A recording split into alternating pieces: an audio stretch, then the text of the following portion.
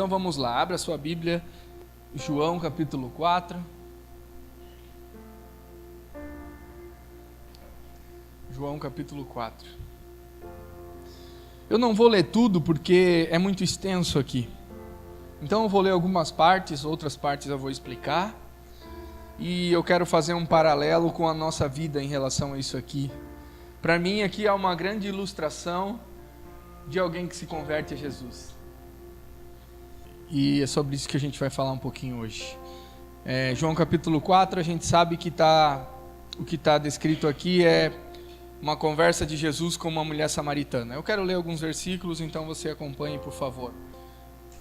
A partir do versículo 1. Os fariseus ouviram falar que Jesus estava fazendo e batizando mais discípulos que João, embora não fosse Jesus quem batizasse, mas os seus discípulos.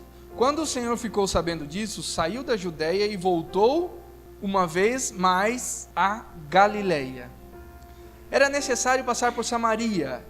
Assim chegou a uma cidade de Samaria chamada Sicar, perto das terras que Jacó dera a seu filho José. Havia ali o poço de Jacó. Jesus, cansado de viagem, sentou-se à beira do poço, e isso se deu por volta do meio-dia. Nisso veio uma mulher samaritana tirar água. Disse Jesus: dê-me um pouco de água. 8. Os seus discípulos tinham ido à cidade comprar comida. A mulher samaritana lhe perguntou: como o Senhor, sendo judeu, pede água para mim, uma samaritana, água para beber? Pois os judeus não se dão bem com os samaritanos. 10. Jesus respondeu: se você conhecesse o dom de Deus e quem lhe está pedindo água, você lhe teria pedido e ele lhe teria dado água viva. Disse a mulher: o Senhor não tem com que tirar água, e o poço é fundo. Onde pode conseguir essa água viva? Acaso o Senhor é maior do que o nosso pai Jacó, que nos deu o poço, do qual ele mesmo bebeu, bem como seus filhos e seu gado? 13. Jesus respondeu: quem beber dessa água terá sede outra vez. Falando da água do poço, né? Mas quem beber da água que eu lhe der nunca mais terá sede. Ao contrário, a água que eu lhe der se tornará nele uma fonte de água a jorrar para a vida eterna. A mulher disse: Senhor, dê-me dessa água para que eu não tenha mais sede, nem precise voltar aqui para tirar água.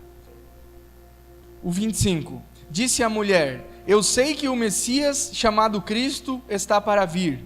Quando ele vier, explicará tudo para nós. 26. Então Jesus declarou: eu sou o Messias, eu que estou falando com você.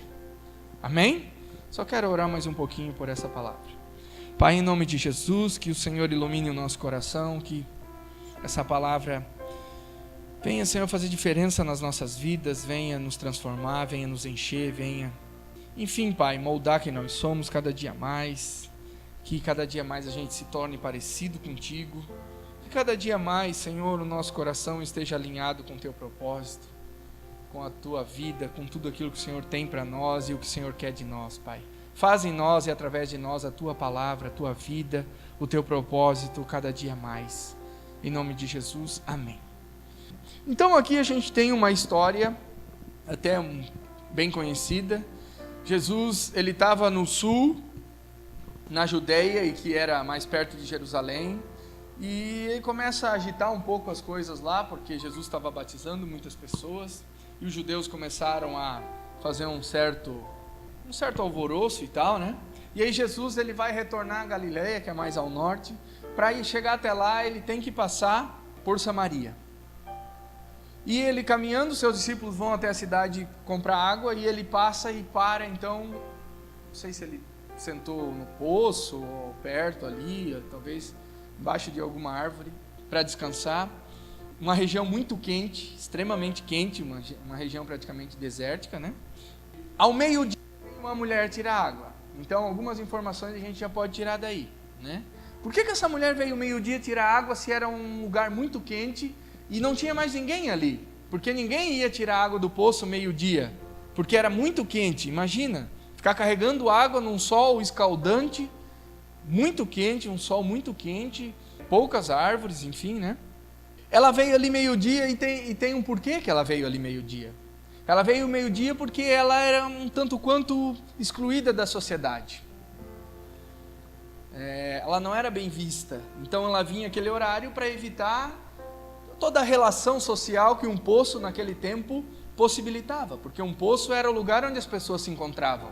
Eles vinham pegar água para eles beberem, água para se lavarem, eles vinham pegar água para os seus animais, e ali as pessoas chegavam para pegar água e começavam a conversar, e ali eles se conheciam, e ali eles trocavam ideia, né?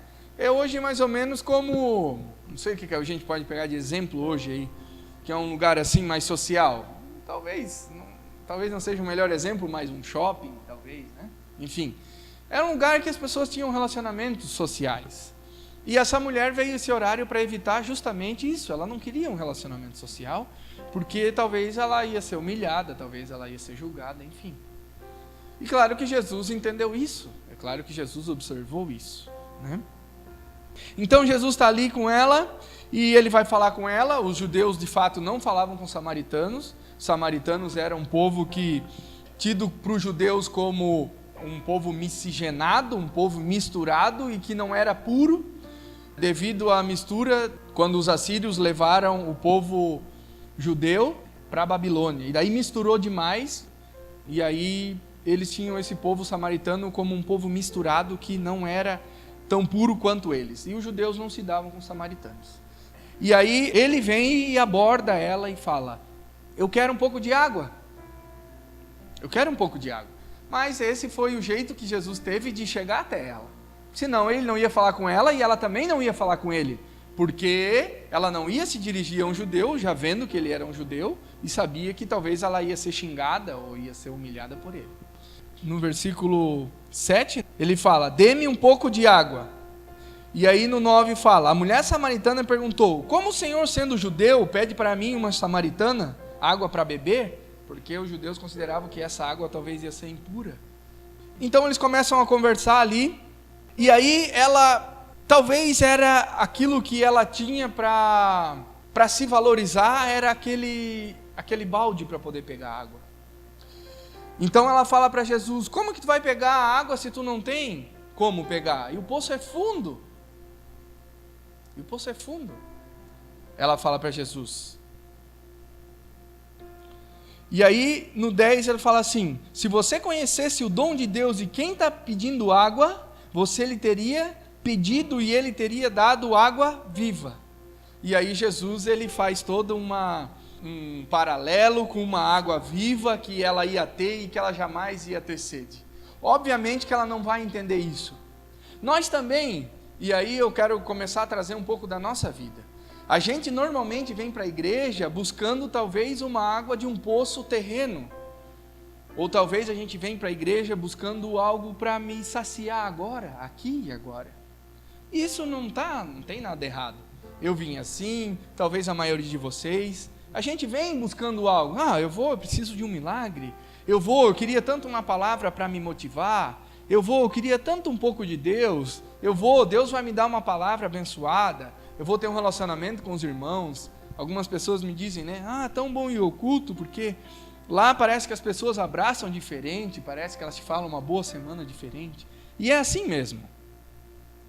Mas a gente sempre está pensando algo como sendo algo, eu vou para o culto hoje, eu vou receber uma palavra abençoada para a minha semana ser diferente e tal, né? Talvez seja essa água que a gente está pensando também como uma água física, uma água que vai saciar a nossa sede, mas ela vai saciar não de maneira total, não vai ser totalmente, vai ser parcialmente.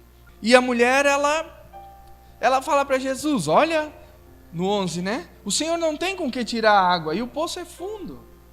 Então ela começa a negociar com Jesus. Negociar também é uma relação social aqui, né?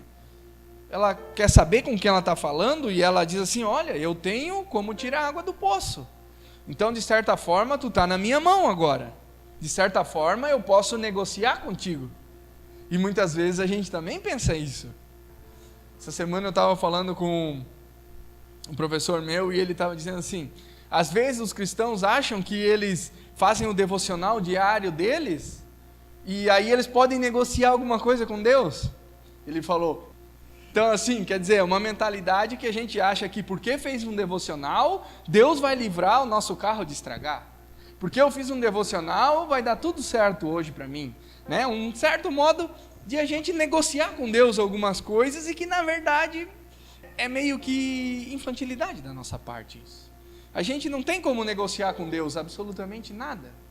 O nosso devocional não é para que Deus agora ele vai me livrar de alguma coisa. Não, o nosso devocional é para que a gente aprenda mais dele, para que a gente evite muitas coisas, muitos erros e que vão nos impedir de sofrer por causa desses erros.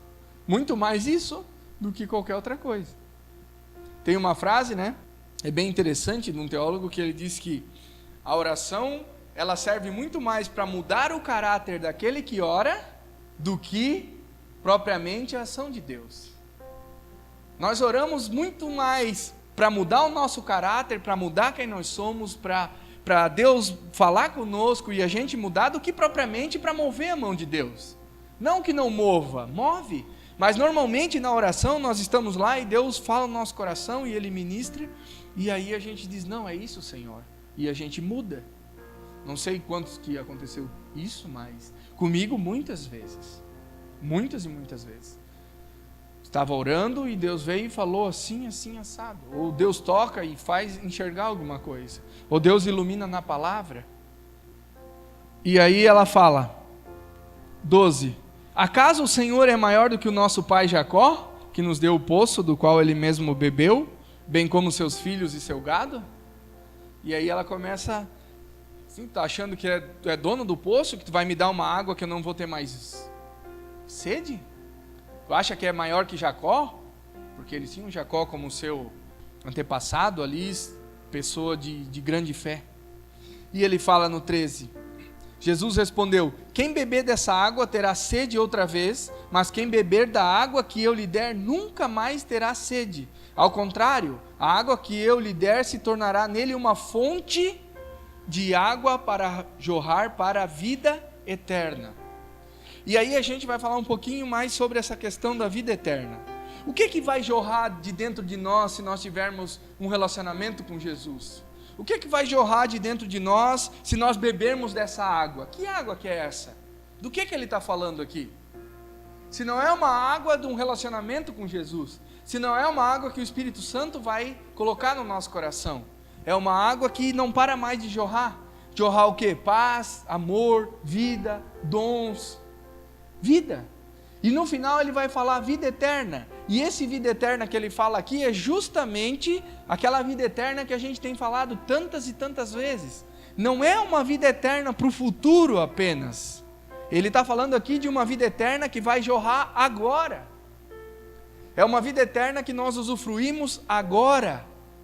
Ué, mas eu não estou conseguindo usufruir porque eu ainda tenho problemas. É óbvio que ainda nós vamos ter problemas. Mas não mudam os nossos problemas, muda aquele que soluciona o nosso problema. Muda aquele que nós colocamos a nossa fé. Muda aquele que nós colocamos a nossa esperança. Muda aquele onde nós firmamos os nossos pés. Muda que agora a nossa casa está firmada na rocha, como fala a própria palavra. Muda que agora nós temos equilíbrio para lidar com as coisas.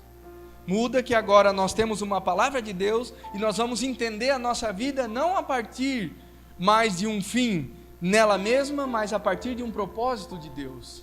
Você e eu, nós temos um propósito em Deus. Deus tem um propósito com a minha e com a sua vida. Mas qual é? Eu não sei pregar, eu não sei tocar. Mas qual é? Eu nem mal leio a Bíblia. Mas a Bíblia tem que ler. Eu estava essa semana no hospital com a Grace, e daí, claro, não tinha nada para fazer. E aí eu estava assistindo lá um programa lá, não lembro o nome agora, mas é um programa na Globo que a Sandra Nemberg apresenta. E ela chamou lá um cardiologista. E aquele homem, ele está liderando uma pesquisa, se eu não me engano são 1.500 cardiologistas no Brasil, e eles estão pesquisando há muito, muito tempo a questão da espiritualidade. E eles chegaram à conclusão que pessoas com espiritualidade, eles vivem mais e melhor. E aí ele começou a falar por quê, ele falou, não, porque a maioria das religiões, elas pregam perdão, as pessoas vivem mais alegre, elas têm um propósito de vida. Por que eu estou falando isso? Para a gente ter uma espiritualidade, para viver mais e melhor. Não. Eu estou dizendo que Deus enche o nosso coração de sentido.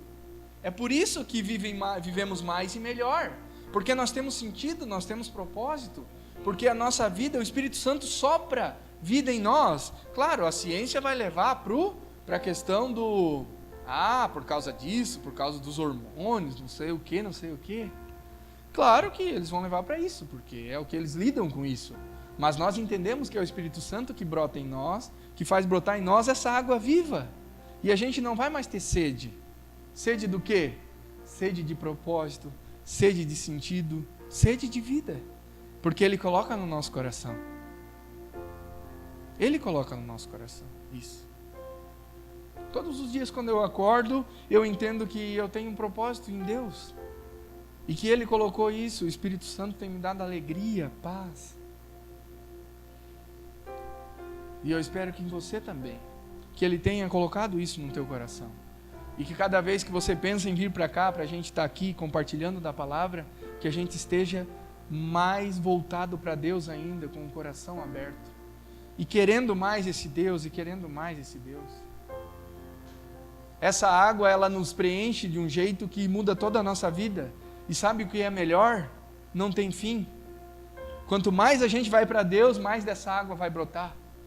E quanto mais a gente está nele, mais vai brotar em nós. E quanto mais a gente está nele, mais essa água vai brotar em nós.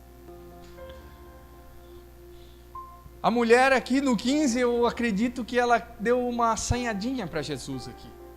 Se a gente olhar aqui, ela fala assim, a mulher disse, Senhor, dê-me dessa água para que eu não tenha mais sede, nem precise voltar aqui tirar água.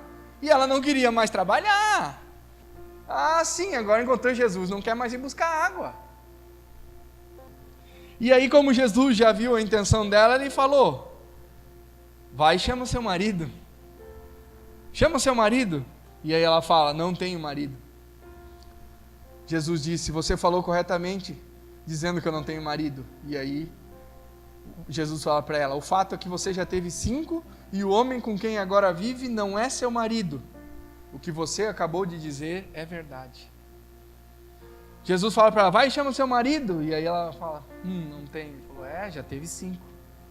E aí, o que aconteceu ali? Acabou, né? Acabou com ela.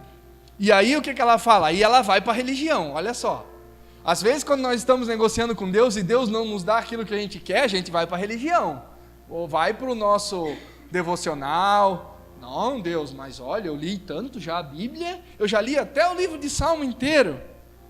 E aí ela viu que Jesus era profeta, e aí agora eu posso usufruir alguma coisa dele sendo profeta. E aí ele fala, né? Ela fala, veja o que é profeta. Nossos antepassados adoraram nesse monte, mas vocês, judeus, dizem que Jerusalém é o lugar onde deve adorar. De novo ela está procurando coisas, esse monte aqui, é monte em Jerusalém, monte não sei, onde que vocês vão adorar? Porque os samaritanos pegaram um monte para eles adorar, porque eles não se davam com os judeus. E aí ela, já que é profeta, me responde essa aí. Às vezes a gente pensa que Jesus, que Deus é o Google, né? Eu vou perguntar para Deus e Ele vai me falar. Não, Ele vai me falar. É o Google, Ele vai me falar. E tem coisa que Deus não vai nos falar. Às vezes Ele não vai falar. Quem sou eu para querer exigir que Deus fale comigo alguma coisa? Talvez Ele está falando e a gente não enxerga, porque às vezes nós não estamos sensíveis. Às vezes nós achamos que, nossa, hoje o culto não teve a presença, mas como que nós estamos? Mas a palavra hoje foi meia boca a palavra. Mas como que nós estamos para receber? Tem a parábola que fala sobre a terra, parábola do semeador. Ele vai e joga as sementes na terra. A semente é a mesma. A semente é a mesma. Às vezes com uma palavra que é ministrada aqui pode mudar a vida de alguém, e do outro que está do lado não, porque talvez está pensando no papagaio que vai ter que tratar.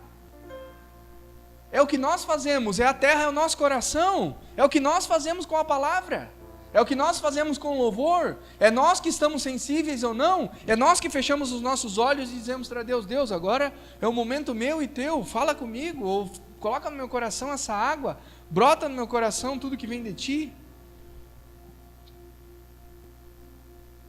Não existe uma estratégia para a gente chamar a Deus, porque Ele já está aqui. Basta a gente estar sensível e querer a presença dEle. E aí ela viu que Jesus era profeta. Nossa, que revelação que ela teve. 21. Creia em mim, mulher, está próxima a hora em que vocês não adorarão o Pai nem nesse monte, nem em Jerusalém. Vocês, samaritanos, adoram o que não conhecem. Nós adoramos o que conhecemos, pois a salvação vem dos judeus. Aqui ela tomou uma, né? No entanto, está chegando a hora, de fato já chegou, em que os verdadeiros adoradores adorarão o Pai em espírito e em verdade. São esses os adoradores que o Pai procura. O Pai procura. Se Ele procura, significa que não tenha revelia. Verdadeiros adoradores, que não dependem de um lugar para adorar, mas que estão ligados com o Pai. Verdadeiros adoradores que adoram o Pai em espírito e em verdade. Ué, mas como eu faço isso no meu quarto? Como eu faço isso na sala? Como eu faço isso num tempo que dá do meu trabalho? Como eu faço isso na igreja? Como eu faço isso lendo o meu devocional, lendo a palavra, vivendo uma vida com Jesus, adorando a Ele em tudo que eu sou e em tudo que eu tenho. E aí fala no 25, disse a mulher, eu sei que o Messias, chamado Cristo, está para vir. Quando Ele vier, explicará tudo para nós. Então Jesus declarou, eu sou o Messias, eu que estou falando com você. Ela estava falando com Jesus e estava esperando o Messias. Nós muitas vezes estamos com Jesus do nosso lado, com Jesus esperando para ouvir a nossa voz, e nós ainda estamos esperando chegar a algum lugar. Nós estamos esperando a oportunidade de ouro para falar de Jesus para as pessoas, e Ele está conosco dizendo, fala aquilo que eu tenho feito na tua vida. Se Jesus não tem feito nada em nossa vida que a gente possa contar para as pessoas, então tem alguma coisinha errada aí, nós temos que virar uma chave, porque Ele tem feito, mas é que talvez a gente não tenha enxergado isso. E aí tem uma questão de novo aqui, não é que Jesus não está fazendo, é que nós não estamos percebendo, é que nós não estamos valorizando, é que nós não estamos enxergando, é que nós não estamos sensíveis ao ponto de entender que Ele está falando, que Ele está fazendo, e nós não estamos passando à frente disso. Então são pequenas coisas que Deus abençoa, e a gente fica aqui, igual essa mulher, querendo negociar com Jesus, ou querendo ouvir algo de um profeta. Jesus não é só um profeta, Ele é o Messias. Ele não é só aquele que pode falar conosco, mas é aquele que colocou essa fonte dentro de nós. Ele é essa fonte. E nós temos que nos alimentar dele todos os dias. E o que eu faço com isso na segunda, na terça, na quarta? O que eu vou fazer aí com isso que tu está falando aí na minha semana? O que eu vou fazer com isso? Esteja atento para o tanto que Deus tem nos sustentado, que Ele tem nos guiado, que Ele tem colocado no nosso coração propósito, vida. Preste atenção. Olha onde nós estávamos. Preste atenção onde você estava há 10 anos. Como estava a sua vida há 10 anos? Como estava a sua vida há 5 anos? Como estava a sua vida há 15 anos? E a gente se acostuma com uma caminhada com Jesus. E aquilo parece que não faz mais diferença. Faz. Para essa mulher aqui, ela quis falar com o profeta. Ela quis pegar uma água para não vir mais buscar no poço. Mas o que tinha era muito maior do que ela esperava. O que Jesus tem para nós é muito maior do que a gente espera. Ele tem uma salvação, uma vida eterna que começa agora.